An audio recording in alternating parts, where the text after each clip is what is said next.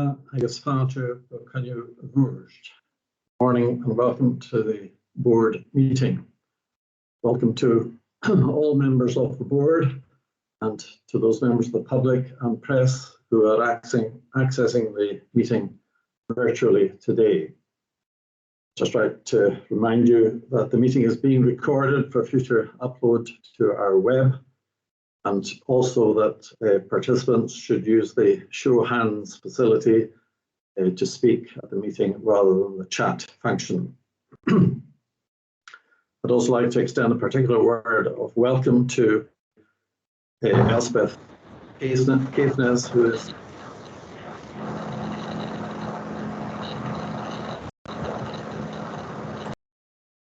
we had some interference there.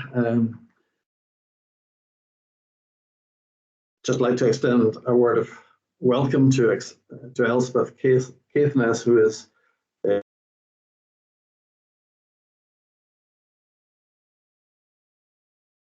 employee director from the beginning of next month.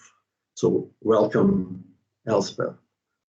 Also to welcome Katrina Sinclair, who is acting chair of the ACF at present. Are there any apologies, Ruth? Thank you, Boyd. Yes, we have an apology from Deirdre Mackay, and we've been given notification that Bert Donald will be a little bit late. Thank you. Thanks, Ruth. Declarations of conflicts of interest. Are there any declarations to be made? Alistair. Yes, thank you and good morning, everyone.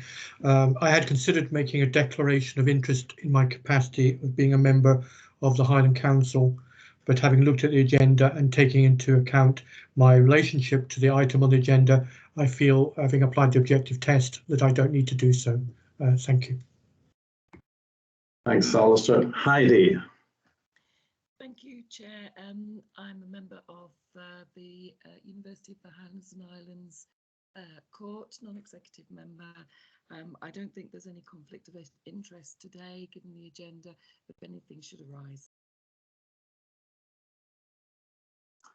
Your volume is quite low, Heidi, but I got the substance. But just if you're making a future contribution, you can maybe turn up the volume.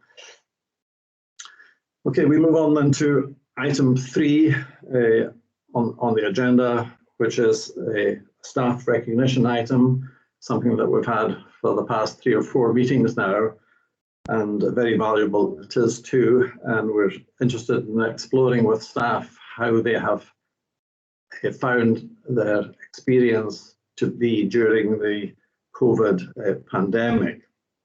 And today the focus is on social care, and we have with us members of the social care COVID response team.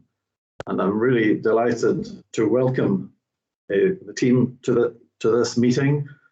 We have in attendance Jackie Hodges, the head of the Registered Services, Marianne Jameson, who's team leader, Health and Social Care, Catherine Gillis, Daycare Officer, Health and Social Care, Louise Quinn, Healthcare Support Worker, Integrated Staff Bank, and Kay Ferret, Healthcare Worker, Health and Social Care. And I'm going to hand over now to Jackie to introduce this item and to introduce the colleagues. Jackie. Thank you, Chair, and I apologise in advance if we've got any technical problems. We've had a bit of a problem trying to find space for us all. Thank you for inviting us to this meeting to talk about our work. I'm Jackie Hodges, as you said, Head of Registered Services, and the creation of the response team fell to my work stream in March 2020. The requirement to have this team available to care services negatively impacted by COVID was a direction from the Scottish Government, and to date, the Highland team that we have here have been mobilised to provide over 36,000 hours of mutual aid to care services. The team consists of 13 colleagues, and we were recently joined by 2 nursing colleagues, which has added a completely different perspective to the team as well. Really helpful to have a nursing lens and facility that we can provide to the people that we support. All of the team have been deployed in all of the outbreak sites, and often work in really challenging situations, and I'm really, really delighted to have some of the team members here today who will give you an insight into their own personal experiences in working with this unique team. I don't want to take too much more time up. I'd really like now to hand over to the team for them to tell it as it is from their perspective. So I'd like to introduce first Ariane Jameson.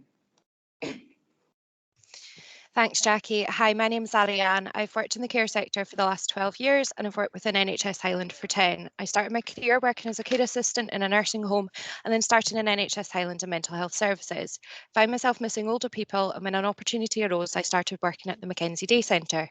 In November 2019, following a successful interview, I was appointed to the post of team lead at the Mackenzie Centre. In March 2020, as a result of guidance from the government that over 70 should isolate to protect themselves from the COVID-19 virus, day services ceased to operate in the traditional sense. In early April, I was made aware that the NHS Highland Adult Social Care Leadership Team were developing a COVID response team as a form of mutual aid to care homes and care at home services impacted by the pandemic. I was asked to support in a team lead capacity using my hours that I would usually work in my substantive post.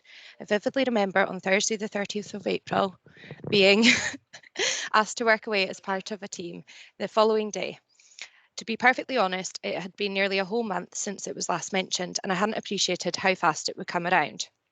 I was overwhelmed with emotions, and I worked the Saturday and Sunday the week before, and I remember thinking that it would mean that I wouldn't spend any time with my son. I remember trying to make a pros and cons list in my head, but I was unable to make a balanced list because at the core of me, the answer was just yes, I was going to go. I wouldn't be able to sleep at night knowing that people needed care. I went home that evening still having no idea where I was being deployed to, where I was staying, or how I was getting there. I hugged my 5-year-old and explained that Mummy was going to be working away for a while and that I wasn't sure exactly when I would be home. We read stories, watched movies, and ate an obscene amount of chocolate. Around 8 o'clock that night, the email finally came through. I was off to Portree in Skye. I then made the mistake of Googling the care home, and I remember thinking, why? Working in the CRT for the last 16 months has been an incredible and unique experience. I have travelled and worked in areas of Scotland I did not know exist previous. I've supported in 40-bed nursing homes and 6-bed residential units. I've provided direct patient care, I have cleaned care homes, and I have made food for team members who were working when I was not. I've met some amazing and truly inspiring people along the way. I've had conversations with and supported fatigued managers and fatigued care home staff. I believe our team works so well together because of how close we all are. We have lived together, eaten together, laughed together, and cried together. I know the staff I work with on an extremely personal level. The support that we receive from Jackie has meant that we are able to make the team feel safe and valued, even in some of the most difficult situations. Jackie has shown real strength, courage, and leadership throughout and walked a mile in our shoes. I support with recruitment to the team, staff inductions, ensuring staff have access to the most up-to-date training and knowledge required to carry out their work safely. Supporting staff to understand and uphold the codes of practice and health and social care standards. I carry out supervision and end-of-shift debriefs with staff and ensure that they feel listened to and their experiences are heard. This is extremely important as it ensures that as one of the on-call managers for the care response team, I'm able to understand any risks that may present themselves and follow this through. Escalating and triangulating information back to service managers and my management team, ensuring that a resolution has been made. There's also an opportunity for me to thank staff for their tireless work to provide positive feedback and to ensure they feel valued and safe. I want to take this opportunity to thank everyone who's been part of the CRT in any capacity for their support and kindness. And to my colleagues, I thank you for the laughs, memories and strength you continually show. I'm truly grateful for the opportunity to be part of such an incredible, diverse and progressive team. Thank you very much, Ariane. Thank you. And now Louise is going to give her perspective of being in the team. Louise has been one of the core members of the team right from the very beginning, was deployed first and is still here with us now, being a very committed team member. So let Louise, you tell us your story, Louise. Good morning, I'm Louise and I'm a senior within the CRT since May last year, but I've also been in the NHS for 22. Who would have thought this time last year we would still be here? The CRT is a unique team that has faced many challenges within the past 18 months that we have been together, or physically, mentally and emotionally. We all have a skill we each bring and work fantastically well together. No task is too big or small for us. We clean, we dispense medication, we attend to personal care, and that can all be in one shift, COVID or non-COVID. I myself will never forget any part of what we have faced together as a team. I've had many sleepless nights and shed many tears that you try to hide from your loved ones. Heartbreaking to see so many people so poorly, people passing with no loved ones by their side, doing last offices but knowing the viral load is at its highest. The fear is as great as the first deployment I remember. Your mind is constantly working overtime. Will it be me this time? Will there be enough PPE to protect staff? How's the staff going to react with us coming to help? Who's on call in case I need help, assistance or a concern?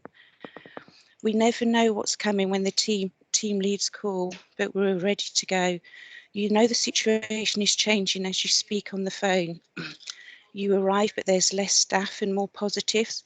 Sometimes we get plenty hours notice before we head, before we are needed, or it's a stressful rush and grab your uniform and go. Our cars have taken a fair battering. I've always a full tank, as the Highlands and Islands is a large area to cover for such a small team. But we're fairly clocking up the miles, that's for sure. Most people run from COVID, but we run into the core of it, no question asked, as we are the last resort to help.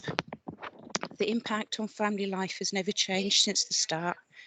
If anything, it's worse, as now we're going home after a shift and the fear is taking it home, and it's always on my mind. My family stay away from me when I'm in COVID environments, and I don't get to see my dad, who's been very poorly this year and all by himself. All of this has been very hard and makes you feel lonely at times, making you think of all you have been part of and what you've walked into, what you've experienced. And yes, it brings lots of tears. All you want is a big cuddle from your loved ones, yet sometimes you can't even get that. The team still has a great bond as second family and the only people that would believe what we, as the CRT, have ever been part of. You arrive to where you've been deployed, your stomach is churning, but the adrenaline's kicked in. You keep saying to yourself, I'm not here to judge, I just hope that they know I'm here to help. They never know the fear I have when I'm entering. I hide it that well. You never know how the staff will respond to the CRT. Most are welcoming, but feel they have failed when they really haven't. Tired with working overtime and scared, we assure and gain their trust so we can all work together as a big team. Everyone is doing their best. On recent deployment 2 weeks ago, I arrived at a shift to find there was only myself and a new member of staff from the home to look after over 33 residents. It wasn't the first time a situation like this has happened, but I was reassured by team leaders and Jackie, who I knew would be there on the other end of the phone at that time to help. I then received a text from one of the team leads who was heading in to give us some help, even though she'd already done a full day's work that day. The week before that, we had done full-time work, but assistance was needed on a Sunday. So the team leader and myself both agreed to say yes, we would do it. This was home care and a 16-hour shift, travelling over an hour to get to. I will always remember one particular day we had been called out to home care. This time, my colleague came to assist as she had extra time from her round. We walked into a home to be greeted with loud shouting, arms being waved about in the air and very colourful language from a very angry, distressed family member. They were vulnerable, they were verbally abusive in a very threatening manner and ready to be physically abusive. At this point, I then felt very vulnerable. This could have ended very badly for us. The hostility was scary. So the next call after this I had was in the middle of nowhere with no phone signal, which can be very unsettling. My colleague was worried and phoned the house to make sure I had arrived to the house safely and I hadn't been followed. This part of the job I don't enjoy and it can be very scary. I just hope all our help and hard work has paid off and our work isn't all in vain. I have given up many of my days off, changed my holidays and had many sleepless nights, but no ask is too much. This is what we do as a team and we do it well. We are very proud. Thank you. Thank you, Louise. I'm now going to hand over to Catherine Gillis, one of the team leaders from the care response team. Hi everybody, my name is Kath. My background began in care 30 years ago. Moving from the Highland Council to NHS, I am now currently a team lead with a care response team. I'd like to take this opportunity for an insight as within my role within the care response team. The brief description of my role consists of day-to-day liaising with management, care provider management within the Highland area to arrange support, seeking advice from professional bodies, deploying team members, supporting and advising team members throughout the process, completing debriefs, day on call, weekdays and weekends out of hours, checking in with all our team members who are travelling long distances, especially late at night. May last year, the team was established due to the devastating effects of the pandemic, which it had endured. Coming out of a set-hour post in daycare services and stepping up to a team lead role, I can now look back and identify the realisation of the sheltered working environment I came from.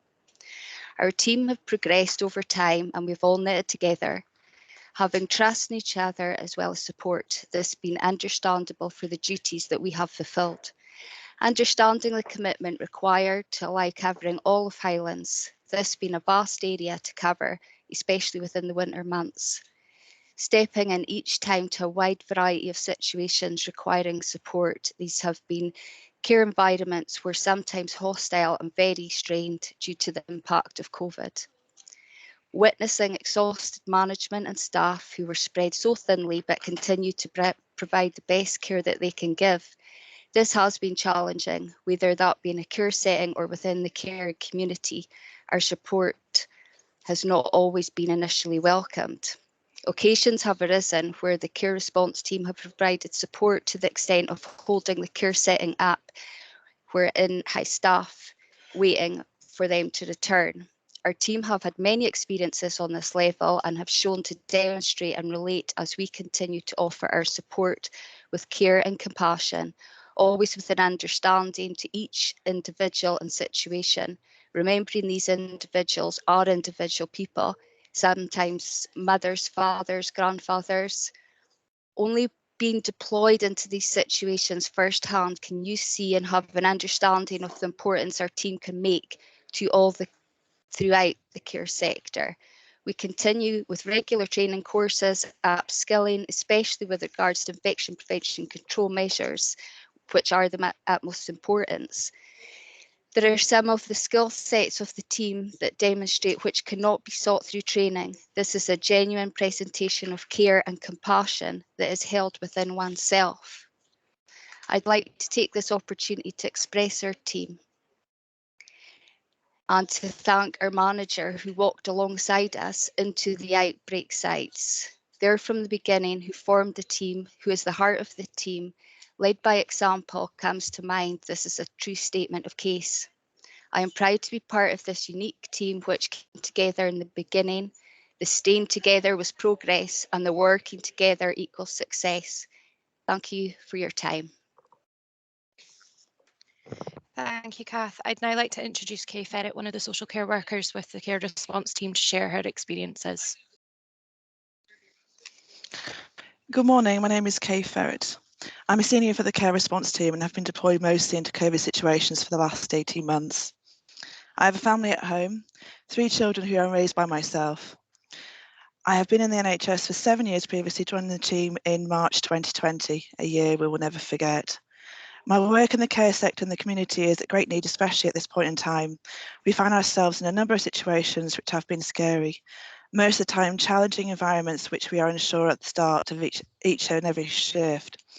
One site I went into in the community left me seeking help from my line manager, a very upset son of a parent we were coming to see. I needed to remove myself for my own safety.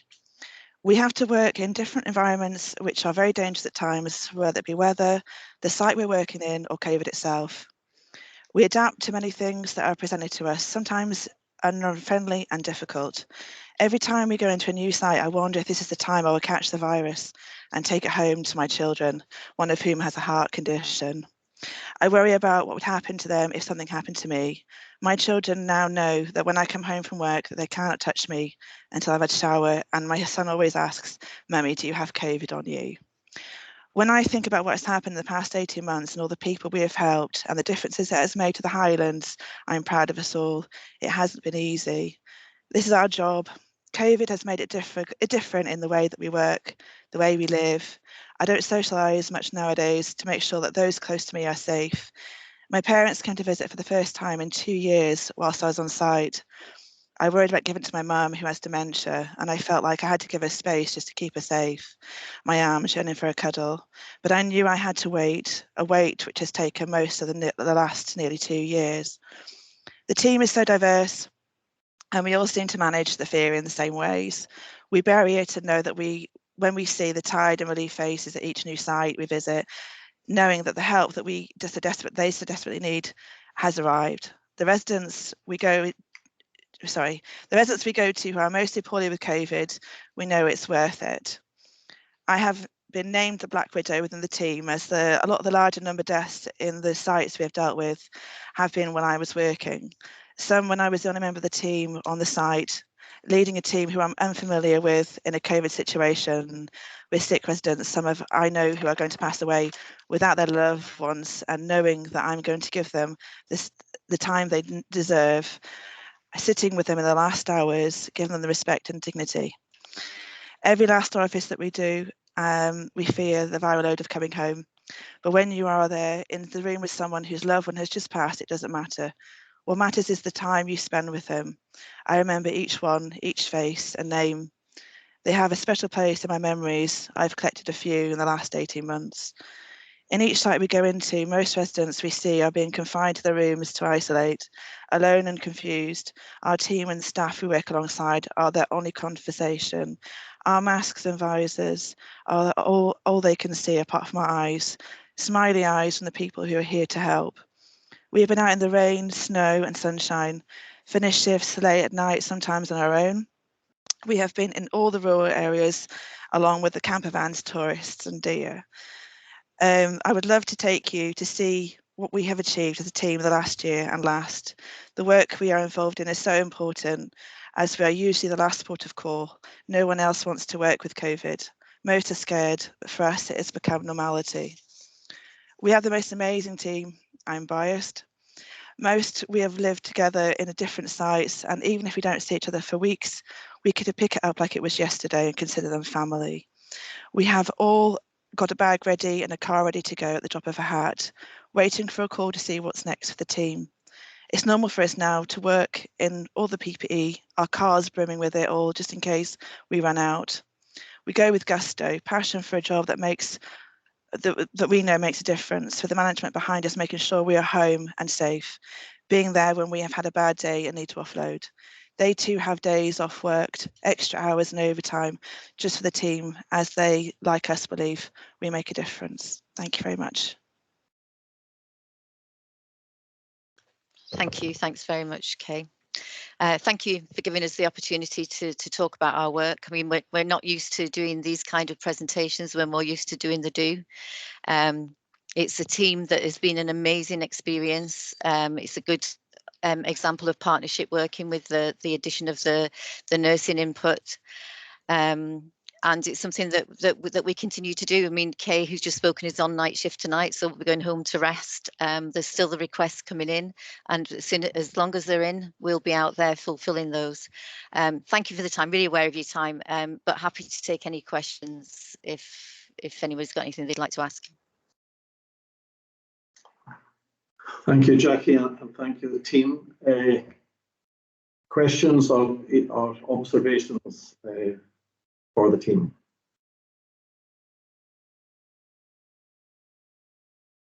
Adam. Thanks, Boyd.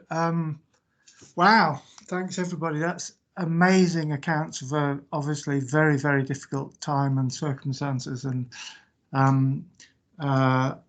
sorry, the names came fast and furious, but the person who spoke last said you wish you could have taken us to show your work. Well, I think you actually have taken us, and it's been really, really fascinating and very, very amazing to hear about it. Thank you very much.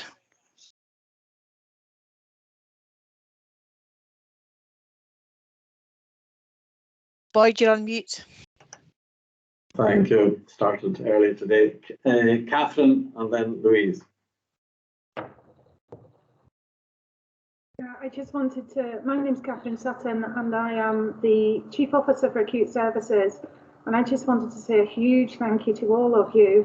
I'm obviously responsible for services that you know, distance us significantly within the organisation, but certainly without your work ongoing in the community and unseen by myself, we would really struggle to keep things going. So I really want to just say a huge thank you to you all. And I'd love to be able to come and meet with you perhaps at some point in time and visit some of your teams as well. But a huge thank you, and please pass that on from me. Thank you, Catherine. Louise, then Graham Bell. Thank you. I'm Louise Bissell. I'm Interim Chief Officer for Community Services. So all of the areas that you've been talking about sit within my remit, and sadly I haven't met all of you. I've certainly had many conversations with Jackie about all the great work you're doing, and I equally just wanted to say thank you so much, not just from the board but from all of the care homes really that you know aren't necessarily in this room to do that, but I'm sure everybody that you've supported, both staff and the residents and the family, would want to say the same on their behalf. Good Thanks, morning. Louise. Graham.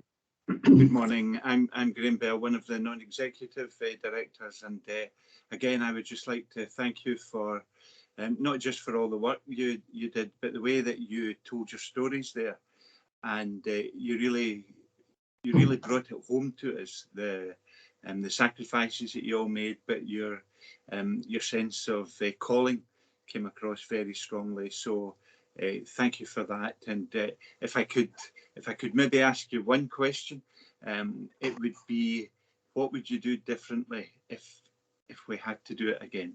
Thank you. Jackie, do you want to respond to that? Yeah, thank you. There's been lots and lots of learning actually right throughout the 18 months, as you can imagine. I think one of the things that I've learned as a team manager lately is we do the debriefs quite quickly after people have done the shift, so everybody gets a debrief after their shift. And I think I learned something last week that for some members that's too soon, because it's still quite an emotional state, and that it's not a considered debrief. So we're always learning. We're learning all the time. I think one of the things that has been the best thing is that we don't particularly have any sort of different roles, like the women who just spoken was saying that they're paid as carers, but actually they will do domestic work, they'll do laundry work, we'll go in the kitchen, we'll do anything, but the value and the sense of value for the team is there, and we built that up right from the beginning. And I think that that's something that we would do more of, if I'm honest. But there are little things on the way. I think also underestimating our impact when we go in somewhere, because you do get that feeling of like, we're here to help, and then you realise actually that the team that are, by the time you've got there, people are absolutely exhausted, and you know we need to have that sensitivity, and we've learned that over the months. We take the learning, we go and greet the mistakes, not retreat. Thank you. Thanks. Boyd, followed by Graham Hardy. Thanks, Boyd Peters, the medical director, and it's just again to recognise the commitment and caring and great teamwork that you've shown us today, and the importance of the work that you do. And it's great to shine a light on it. And, you know, for all of the colleagues that are not here who you represent, please take back our immense thanks and gratitude. Indeed, yeah. Graham. Hi there, I'm Graham Hardy, local councillor for Helensburgh Central, representing Argyll and Bute Council on the board. Yeah, it was amazing hearing your stories, and what comes across is your passion for your work, which I think is very commendable. And it's interesting, my wife works in a care home in Helensburgh, and you know she would come back with the same sort of stories. You know, people being isolated in their rooms, no family members, quite a distressing environment to work in. So I commend you hugely for all your efforts and well done. Thanks. Thank you. Thank you, Graham. Alistair and then Pam. Yes, thank you, Boyd. I'm Alistair Christie, one of the non-executive directors. I think when this whole COVID period is looked at in the years ahead, a great debt of gratitude is owed to people like yourselves that have actually selflessly given up their time to support others and to put themselves and their family in second place in order to help not only the clients you serve, but the wider population of Scotland. So I think it's immensely important that we actually recognise the work that is being carried out. The times where you must have felt like giving up and yet you pushed and carried on through that barrier in order to continue delivering services to vulnerable people. So I think the board should actually formally, Boyd, record our thanks to this group of workers and to all workers that have actually put themselves in this position over. And let's be honest, we're not out of it yet, are we? So put themselves into the same position throughout. So thank you very much for everything you've done. Thank you. Pam. Thanks, Chair. Good morning to you all. And I'm Pam Dudek, the Chief Exec at NHS Highland, and I haven't met all of you yet. In fact, I have lots of people that I haven't met in the organisation because of our circumstances, but hopefully that will be rectified in the months to come as I get out and about more. I think it's really humbling to listen to you all and the experiences you've had. I think, as others have said, the kind of way in which you've described your stories and the experiences you've had have brought it to life for the people in this virtual room. And just that kind of ethos of doing the right thing rather than doing what the criteria tells us to do. I think that's, I think that's care, that's compassionate care. And that's person-centred care, and that's what we're really after, that people have the confidence to make the right judgments and do the right thing, and I think that's really important. But I think the bit that really struck me across all of that was just a reminder that you are human beings in your own right, part of family systems, and have to balance that professional and family demand and the sacrifices that brings to you, and the importance of that sacrifice that people make in these roles. And I mean, I started off my career as a nursing assistant, as they were called back in the days, and worked in care homes and such like. So I've got some insight, but nothing like what you've experienced. It was different times. But I just commend you and thank you for your honesty. Just a reminder to us all of the resilience and the impact on staff and their families in trying to work through this pandemic, and just humbled by your commitment and passion. So thank you all very much. Okay, I'll give you a chance to respond to some of these points shortly, Jackie, but we have others waiting. Heidi. Thank you, Boyd. I hope that you can hear me a bit better now. Are you hearing me? Yes. So I just wanted to introduce myself. For those of you that don't know me, I'm Heidi May, as Director. I just wanted to join with the others really in just saying thank you to us today, because you speak words to us that are very powerful, and your dedication and your selflessness are definitely coming through. The work that you do is essential, and we can hear absolute centered nature of that work. And I suppose finally, I just wanted to say I'm so glad that we've been able to bring nursing into your team, and I appreciate that they've not been there for long, so you'll have to help them get into shape, but I'm so glad that we've come in.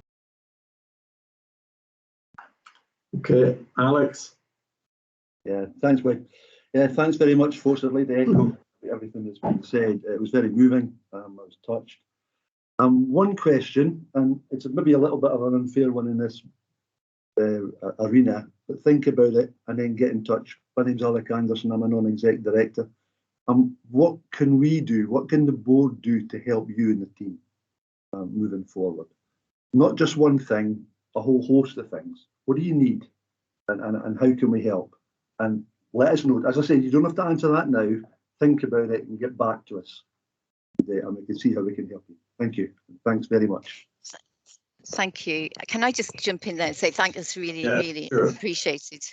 And what I've not done actually is just also being grateful to the amount of support that I've had from my own adult social care leadership team.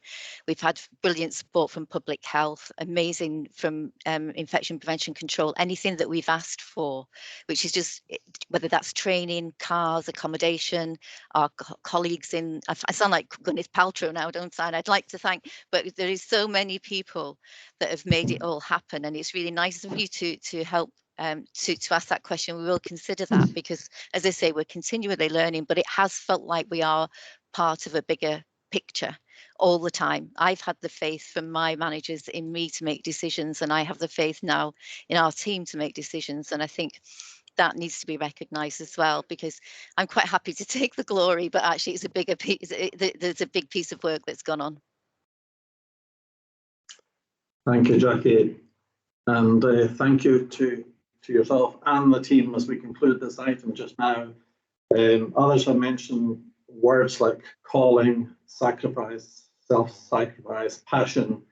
It's all been evident in what you've presented to us today. Strikes me that what strikes me is the extraordinary commitment and dedication of the team, and the flexibility, extraordinary flexibility to come in at all hours to support each other. It's hugely, hugely impressive. A massive thanks from us as a board to you. You are truly the unsung heroes of the service, and I would hope that we might find ways through our comms team of sharing your experiences more widely.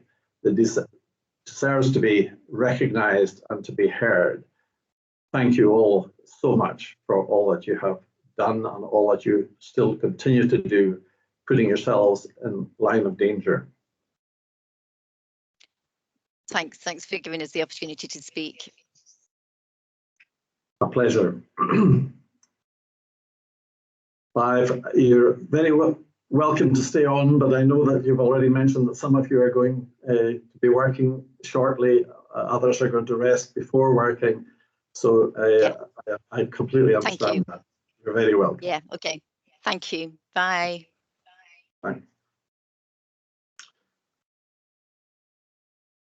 Okay, after that very heartwarming contribution from the team, we move on to the minute of the meeting of 27th July, and can I just, for accuracy, go through it? Page 1, page 2, page 3, page 4, page 5, page 6, page 7, and the last page, page 8. Hands going up. So can I take it that you are happy to adopt the minutes of the meeting? Okay, thumbs up. And there's an action plan which has been circulated separately to the board papers, and I'm going to ask Ruth just to speak briefly to the items on that action plan. Thank you, Boyd. Yes, the first item on there, the Highland Partnership Agreement, I'm leaving that on at the moment. I'm fully aware that this is part of the conversations we're having around the national consultation. So for the time being, I will leave that there. The committee memberships review will be coming back to the board at the next meeting. And the two elements there at the bottom, the IPQR, a report or a development session consideration around cancer services, that will be for a future development session. And a slight revision to the inclusion of an indication of the direction of changes in relation to the board risk register. We'll leave that with Boyd Peters and his team to consider how best to try to build that into future iterations of the board risk register. Thank you. And we have items on board risk later on the agenda. Are there any points arising from the minutes, any matters that anyone wishes to raise at this juncture? Alex? Just a point, Boyd. Most times with a kind of action plan, you would actually see a target date. There is no target dates on these.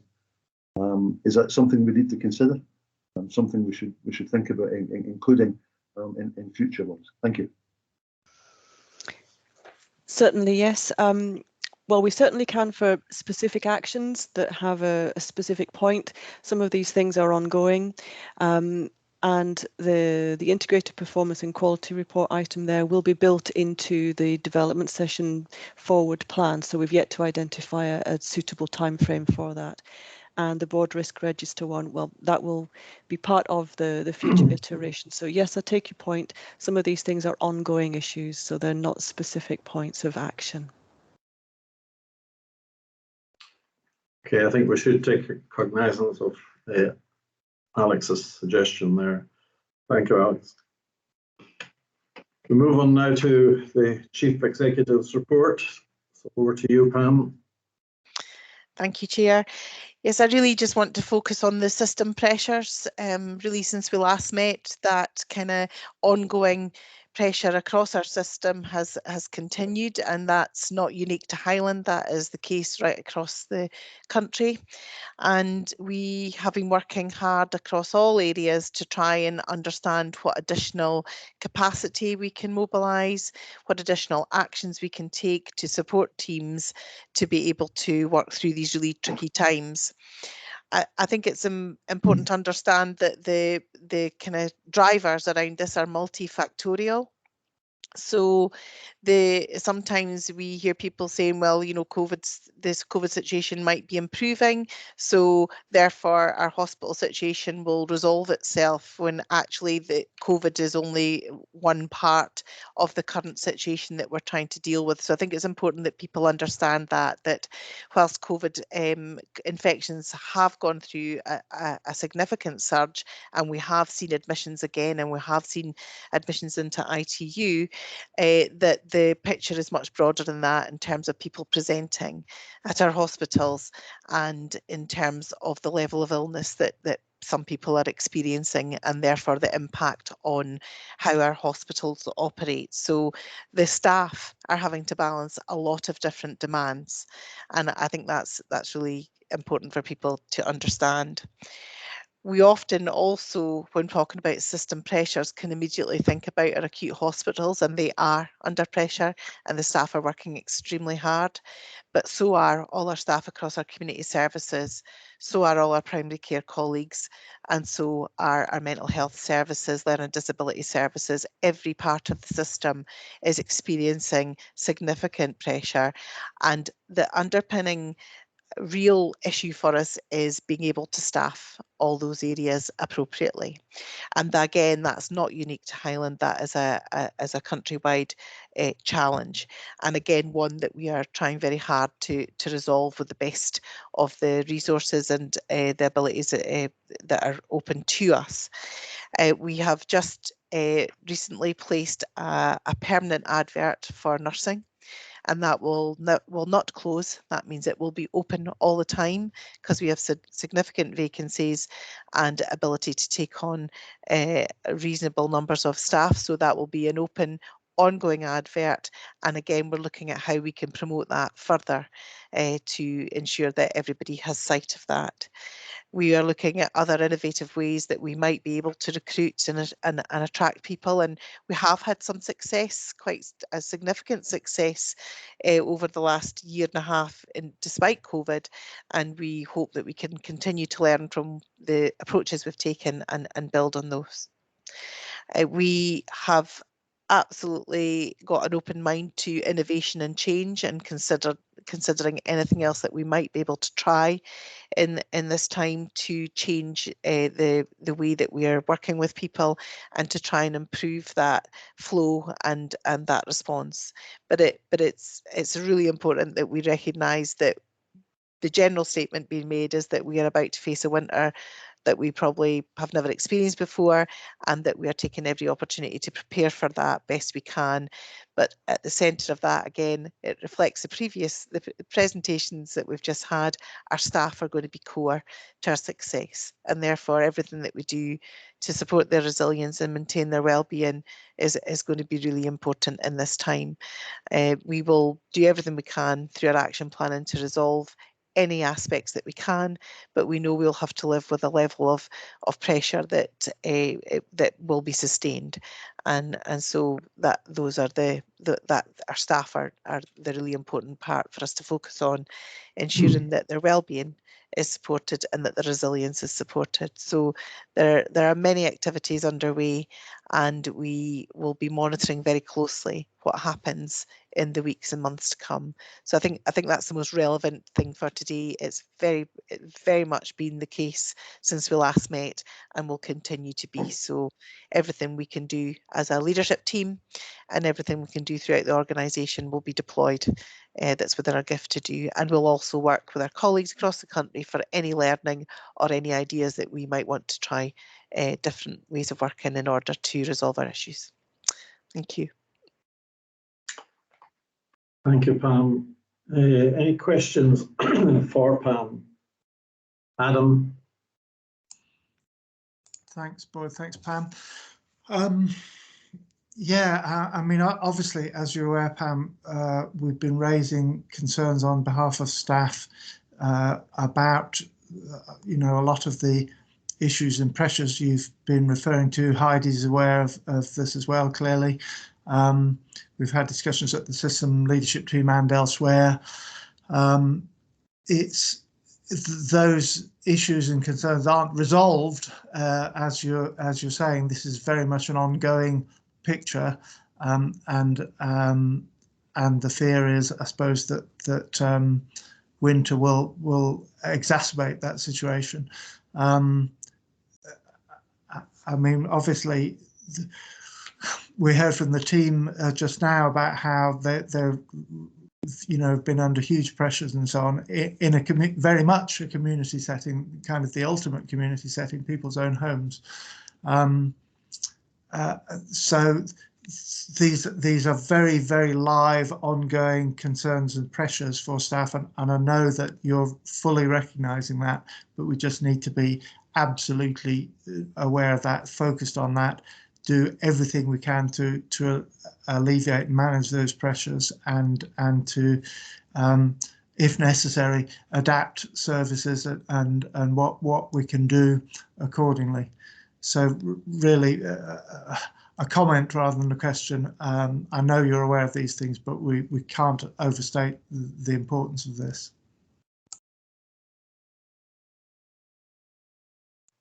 Thank you, Adam. Graham Bell.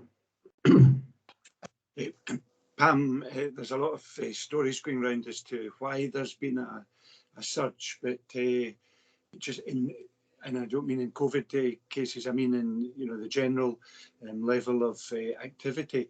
Do you have any other insights into why that's happening, other than the kind of just the uncorked bottle kind of story that seems to dominate? Yeah, I think that it's probably too early to be making assertions about what's anecdote and what's real, and but we are seeking to understand that. There is obviously, it would appear that people through lockdown who perhaps haven't presented have become more unwell, and particularly those with chronic ailment and frailty.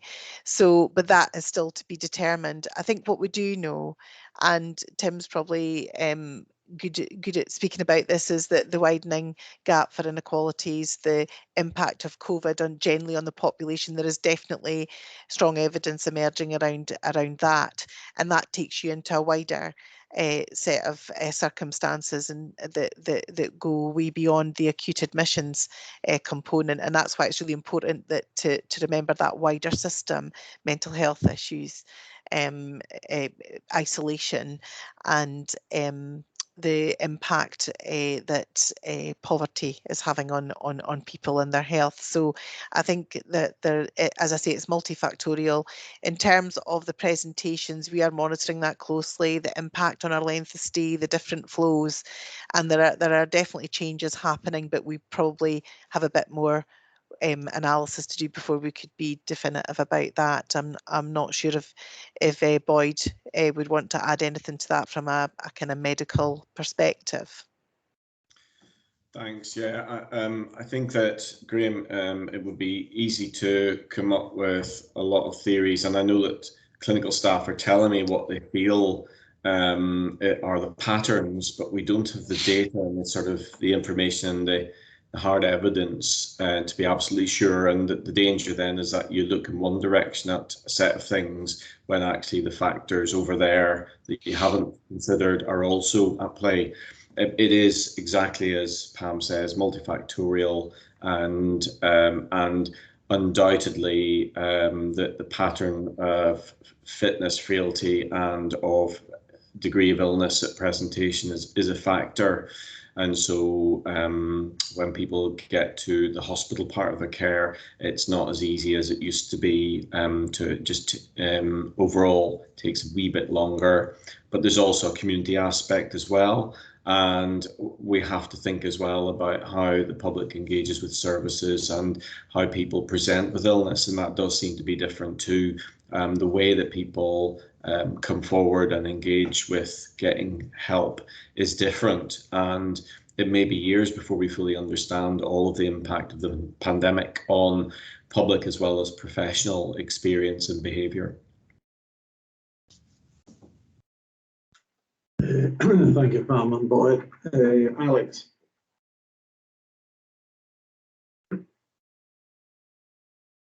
Thanks, but I think Heidi may want to come in and comment on that bit first. And Alex, I was going to pick something else up, so if you want okay. to Thanks, Heidi. I'll carry on. Okay. Perhaps for both Pam and Boyd. You're right about the winter coming. It's a real concern, and I've got a concern from both sides. I'm really worried about the impact on our staff who are already tired, stressed, exhausted, and they know what's coming because they can see it coming. Clearly, we've also got on the public side this concern about, God, the NHS is going to fail us, therefore there's a panic, and the whole thing is starting to escalate and almost become a self-fulfilling prophecy. What have we got in terms of a plan that allows our services to be flexible enough to cope with what's coming? A bit like Adam said, are we already got plans in place that would allow either Louise or Catherine or Fiona to move people around to say, right, we're going to push into A&E now, and we won't be doing any operations for the next fortnight. I'm not saying we're going to go code black, but that kind of planning, is that already in place? Is that something that you're considering? Can you give us a bit of an explanation as to how that's going to come out? Thanks. Yes, so I was actually going to come on to the impact of the public anyway, because obviously that we need to really recognise the impact on our population of the continual changes that are happening around what we can and can't do, depending on our capacity to respond, and we recognise how difficult that is for families, particularly those waiting on operations, etc., and trying to access the healthcare that they need. So in terms of planning, I mean, this is front and centre of our daily work, and the work of the executive team and the systems leadership team and all the teams across the patch has been to contribute to our remobilisation plan. And if you remember, we actually started our first remobilisation plan now over a year ago, and we're now on version 4, which focuses specifically on the next 6 months. And whilst it's still not easy, there's not easy solutions in there, we do have plans. We are risk assessing those plans in depth at the moment in terms of what the balance of risks are and what additional mitigation we might be able to put in place, what additional resources might be available to us, and other ways of mobilising staff groups that perhaps we haven't looked at in the past. So there's a huge amount of work going on just now, and has been going on for weeks, in terms of how we structure and remobilise. There will always be a prioritisation process. That's something that we have to do on a daily basis, in terms of, you know, those most in need versus those who may be unwell but perhaps can wait without too much impact. But it's not an easy balancing act. So we do have plans in place. We're continuing to review and risk assess those plans, and we will be taking further action where possible to improve our performance as much as we can. But we will have to recognise that we are working in a world where every week changes. We've become quite good at that through COVID. So that agility, I think, is really important, but I think that's very difficult for people in our communities to really understand. And I can appreciate that, you know, I am a member of the public. I do have a family. I have families who have struggled, and it's very difficult when you can't get everything that you feel you need because there just isn't enough to go around. So it's difficult. Thanks, Pam. Heidi, and then Graham Hardy. Thank you, Chair. I just wanted to respond to Adam and sort of acknowledging the work that we're all doing together. We meet regularly with the unions to make sure that we hear via that route, amongst many others, how staff are feeling and what we can do to help. There are practical things that we're doing. So we're looking at, we've introduced something called a real-time staffing tool, which enables staff to measure the pressure in the system and to measure acuity of patients, and also the staff to patient ratios that we currently have in the board. And that enables us to measure apples with apples and to deploy our staff where we need those staff. And so that makes us very responsive. We have huddles 3 times a day, and when the pressure's extreme, and twice a day when it's less extreme, and that way we keep the communication channels open to make sure that we do work as closely as we can with staff. We're trying to support staff in every way that we can, and some fantastic work's been taken forward by the executive team. Fiona can talk to that a little bit, but there's other work that we're doing. So, for example, we're meeting with senior charge nurses regularly. So Catherine and I meet with the senior charge nurses to hear what they have to say, to respond to them in terms of what we can offer in terms of help and support, whether that be practical or just, you know, listening and acknowledging. One of the things that we did in the first shutdown was we reduced the amount of walkabouts and visits that we did, and I certainly reduced that because we did not want to walk the infection into different units. There's a risk always that you became Typhoid Mary and spread the infection across the whole board, but actually I now feel that probably is an approach that we need to change, and so we're making sure that we do a lot of visiting and go and speak to staff and listen to staff in terms of what's happening. So I guess that it's just to say that we're trying to take every opportunity to support the staff. We know they're tired. We're all tired. We're all absolutely tired. But we're doing everything that we can and welcome any ideas and different approaches. Thanks. Thank you for that information, Heidi. And on to Graham, followed by Anne. Thanks, Chair. Hi, Pam. It's just interesting. I was reading an article online. I think it was in the Herald of the Scotsman by, I think it was a professor of medicine at one of the universities in Scotland. And he was saying very much that staff shortages and absentees were compounding the problem. But it's interesting. One group he selected was anaesthetists. He says there was quite a shortage of anaesthetists within NHS in Scotland. I was wondering if that's a relevant problem within NHS Highland. Thanks. I think I'll hand that one over to Boyd to respond to. It has been a national problem, I think, issue for a while, but in terms of the Highland context, Boyd. Yeah, thanks. Thanks. I think it's all recruitment in both medical and other disciplines is always challenging. I'm not aware of a specific anaesthetist recruitment problem, and indeed in the last several years we've been very lucky to recruit quite a few new anaesthetists, and many at the beginning of their career, and hopefully with us for many decades to come. So as always, it's a personal opinion perspective from one place in one part of the country can be valid, but also can mislead. And I think we will try to use our staff indicators to tell us where we have issues. We are aware of certain recruitment challenges, and I know I and others like me are in very active conversation with the relevant people within the organisation about how we improve or advance our recruitment, because clearly workforce is the key challenge and risk in all that we do at this time, and given all that we've experienced in the last couple of years. Thanks, Boyd. Okay, Anne.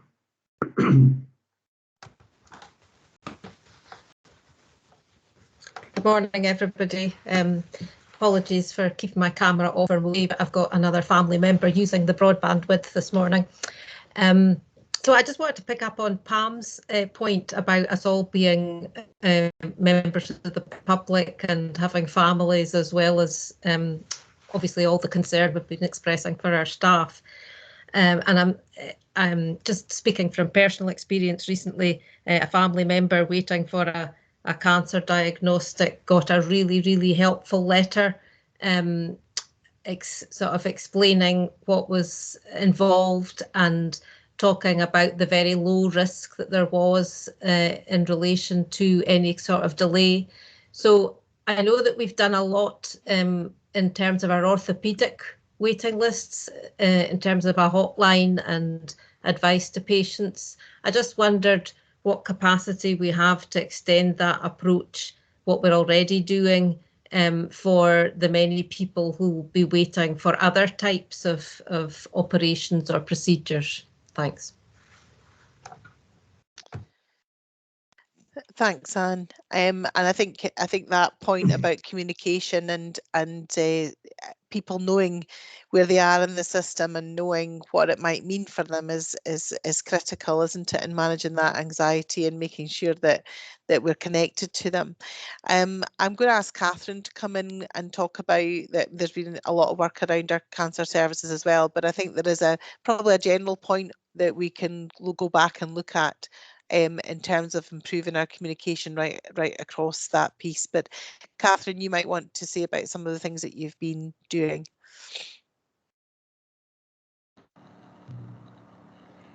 Yeah, thank you. Hopefully you can hear me okay. So absolutely, Anne, I think the contact number was very successful indeed for orthopaedics, and the plan is that we would extend that. What we've been doing in the interim is a bit of an evaluation of how well that system worked and needing to make some adjustments to it.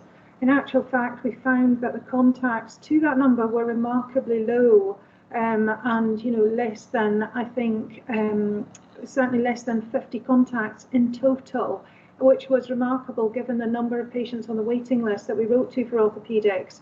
But what we did find was that communicating more effectively and having, we had the bespoke option, so people wanted to call in. What we were aiming to do through that was to identify whether people on the waiting list that whilst we couldn't immediately see them for their initial referral, there may be other services that we could post them to or provide for them to help them whilst they were waiting. In actual fact, there was a remarkably low number of people that wanted anything other than just to come in and get their procedure done. But I think what we were able to do was pick up the people that maybe we felt should have a clinical re-evaluation by our service and bring them in to see a clinician and reprioritise them accordingly. We do plan to roll that out to other services, but we also want to use the existing services and improve our communication and information that's going out from all services through this. So it's not just about rolling out the hotline access for people, it's actually about ensuring that we are communicating correctly from the absolute outset. In terms of cancer services, we do have a good news story, and we need to probably bring a bit more detail to a subsequent board meeting on that. The number of patients that are now waiting for cancer procedures is lower than it has ever been, and there has been a significant effort made to support our cancer patients through this period. We now, in terms of the main obstacles to our cancer pathways, many of those now sit out with the health board, where we refer to other health boards in the central belt for specialist procedures, and those services are currently overwhelmed. Work on that space continues, in that space rather, for cancer patients continues. And as I say, Anne, I'd be happy to answer any specific questions in relation to that. But in terms of comms, we're doing everything we can to improve our communication and do different means of communication engagement with our service users. Thank you. Thank you, Catherine. That's really encouraging to hear that report on cancer services. Anything else finally for Pam? Or anything else from you, Pam?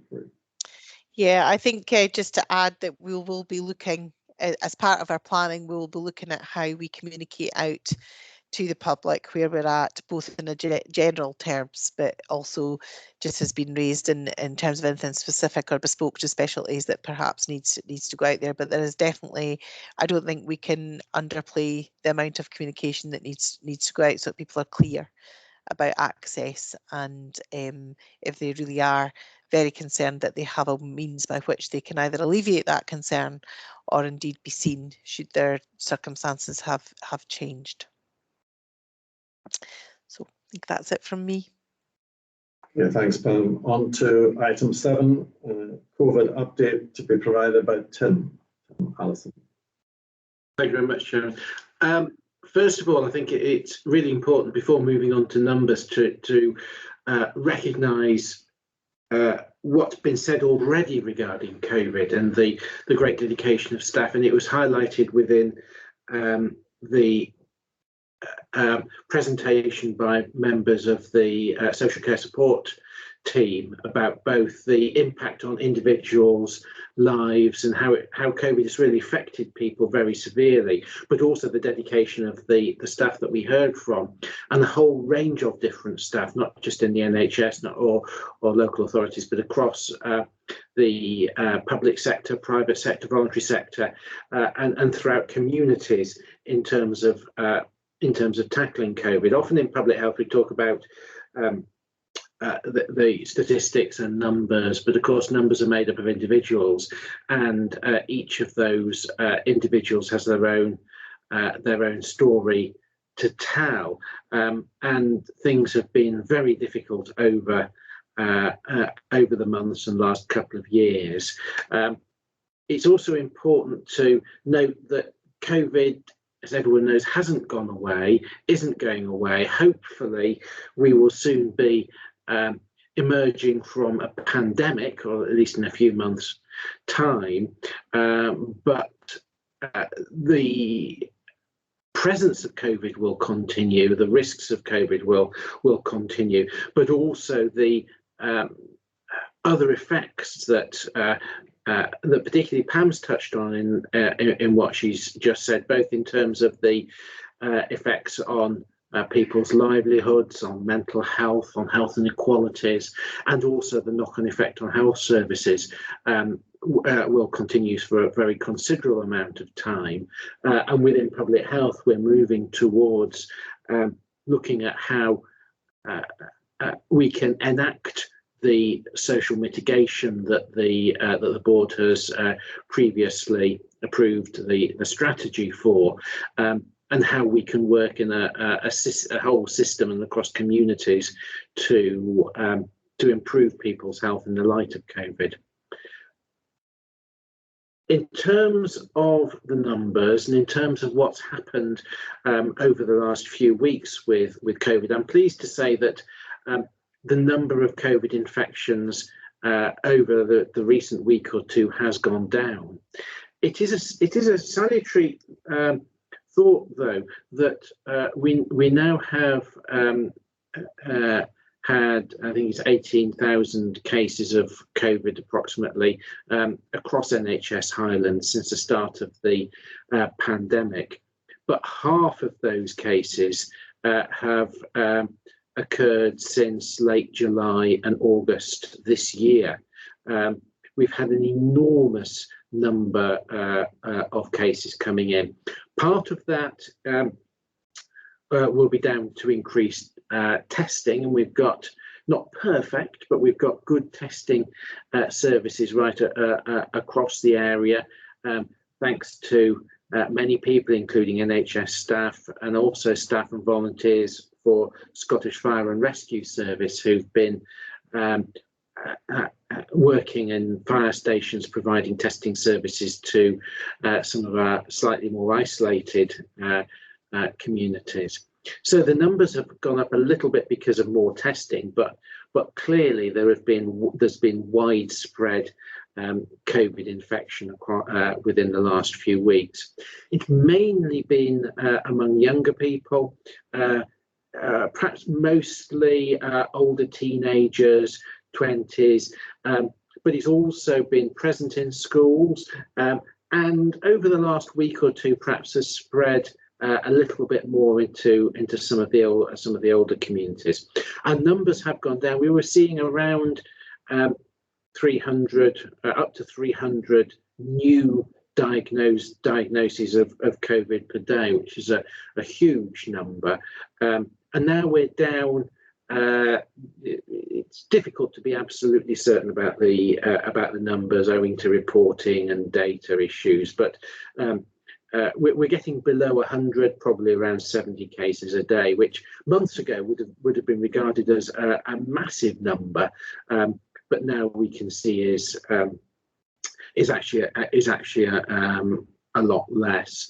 A large number of those people are not seriously ill with COVID, and younger people don't tend to be seriously ill, but some people are.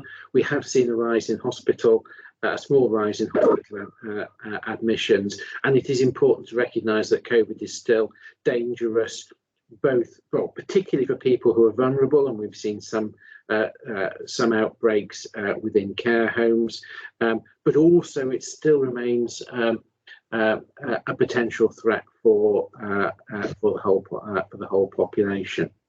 I hope that we will continue to see the decline continue. Our levels now, the latest published levels, are around 350 per 100,000 in Argyll and Bute, and 250 per 100,000 over the last 7 days across the Highland Council area, we're reasonably good compared with the rest of mainland Scotland, but I think it's very important that we still remain conscious of the potential of COVID to come back and of the risks that we have with COVID. And in dealing with COVID, clearly vaccination is our most powerful weapon in the armoury, and is what's principally responsible for the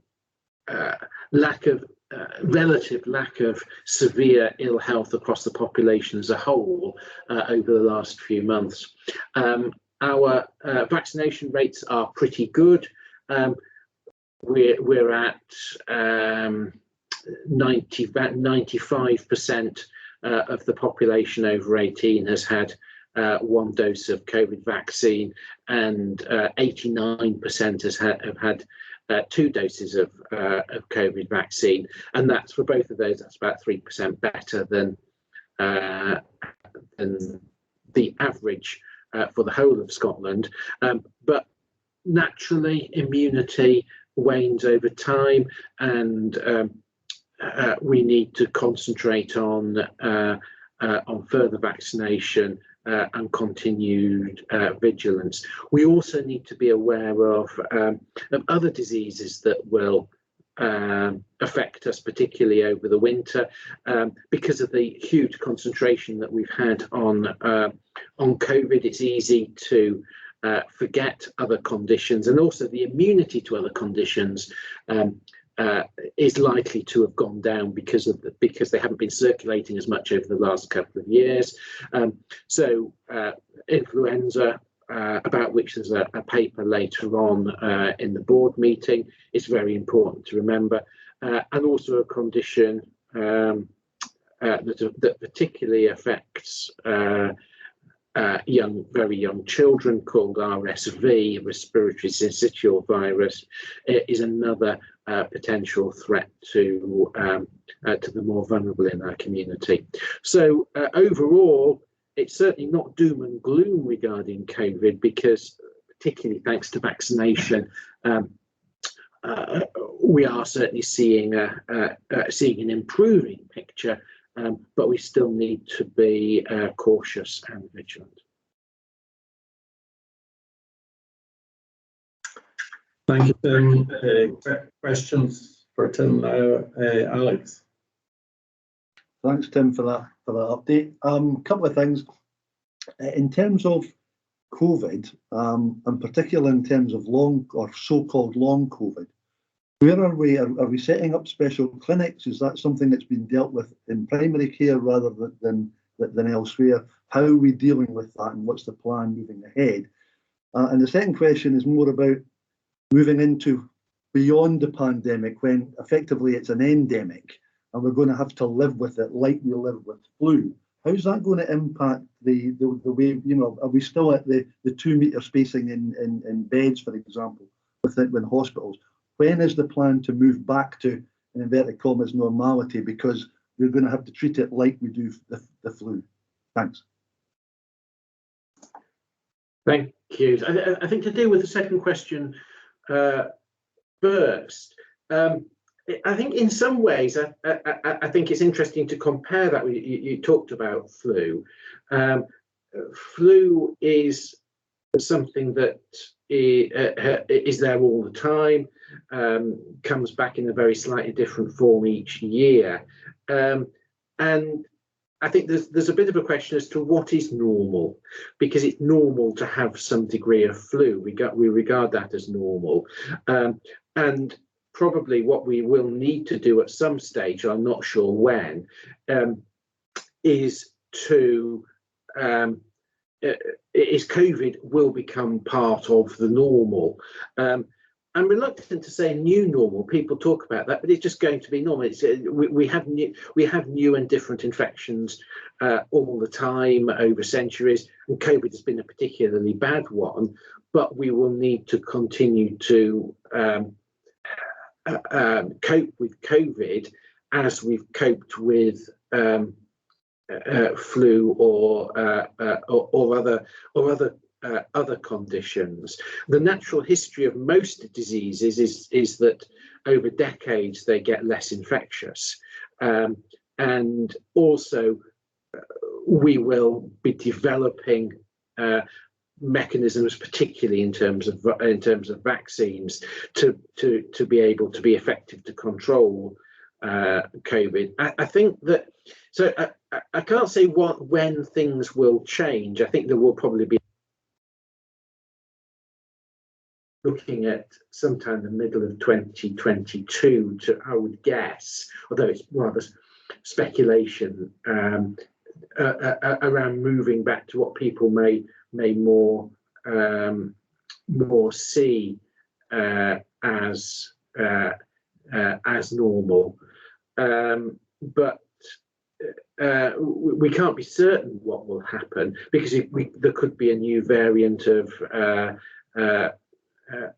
COVID appearing. I think one thing that COVID has taught us, though, is the importance of general infection prevention and control.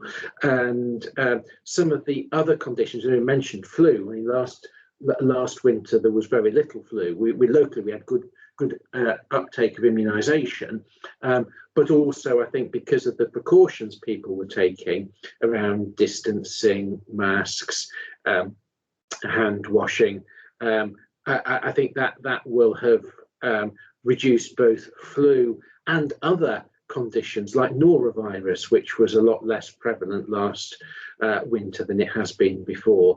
And we may change our attitude a bit. So we may regard, for example, any outbreak of something like norovirus as unacceptable in a care home, because we should be able to deal with it appropriately and deal with the appropriate infection prevention and control. So what we may turn into sometime next year, just to be a bit more cautious about what we need to do. We may see more mask wearing generally, just because people decide to wear masks. I was in England on holiday last week, and even though people were no longer obliged to wear masks, some people were wearing masks or face coverings because they felt it was good for their own protection. And I think we will change gradually, but external factors may influence that. In terms of the first question on about the longer effects of COVID or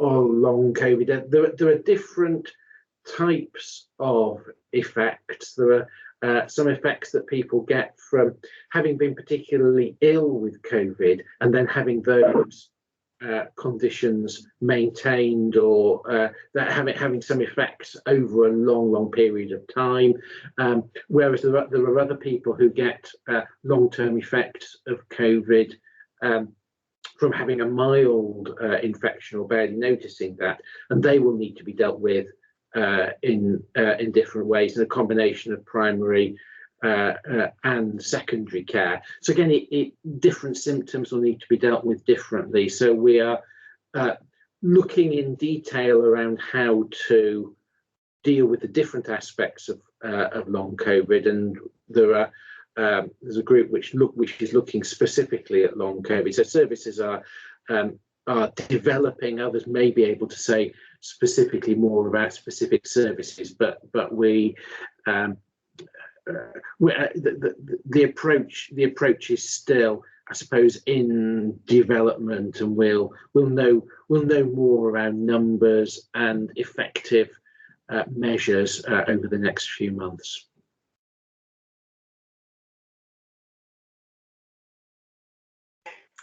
Okay, does anyone supplement the information about long COVID, the measures in place? Yeah, I don't know if Louise or Fiona want to come in at all, but we certainly started from a position of using our more generic services. I guess the challenge for us is understanding the balance between what's specialist and what's additional training or development of our existing workforce, given our geography. So what's a reasonable longer term setup that provides the right intervention. So I think we're still really amidst that, and that's partly going back to what Tim's saying about understanding the size of response that's required, and then how you do that within the geography that we have to deliver services. So, you know, in a more urban area, you know, having a one-stop clinic or a specialist can be an easier ask than in our geography. So we're still working through that, but people do receive a service through the generic services, as I understand it at the moment. Louise, do you want to elaborate on that? Yeah, absolutely. We've got a clinical lead and an operational lead that covers Argyll and Bute and Highland that's working on long COVID in particular, but also the wider discharge from hospital of people with COVID that may not necessarily develop long COVID, but certainly have had a particularly bad experience. So they're working quite closely on setting up some dedicated services, but as Pam rightly says, a lot of it is about how we link in with the mainstream services that people have got, so that it is a bit of a blend of the two. Thank you, Louise. Graham Hardy. Thanks, Chair. Hi, Tim. Yeah, I was just wondering, Tim, the science behind COVID and what causes it. Obviously, it's still ongoing, and you know what causes long COVID. Is there a kind of a big research about it? Is there much more known about it, or? Thanks. I suppose that's probably an area which is even more needs even more work than thinking about than what we've thought about already. I think that as I mentioned earlier, there are at least two different types of long COVID, and they may be precipitated by different aspects of the virus. So when somebody gets really ill, the virus affects different body systems. It can affect the heart, affect the lungs, and the long-term effects of that can be quite serious, with the long-term effects of inflammation and continuing inflammation, and both reaction to what's left of the virus and also the body reacting against itself. Then you've also got the other sort of long-term effects which come out of probably some reaction to the virus and sensitivity to the virus, which may be similar to some post-viral illnesses that we see with other viruses, and there may be commonalities in the way to be treated. And I think COVID is still a slightly unusual disease and is presenting in different ways and crossing the population in different ways from what we might expect, and causing some surprises. So I think it's rather too early to be able to judge exactly how the mechanism work for what long-term damage COVID does.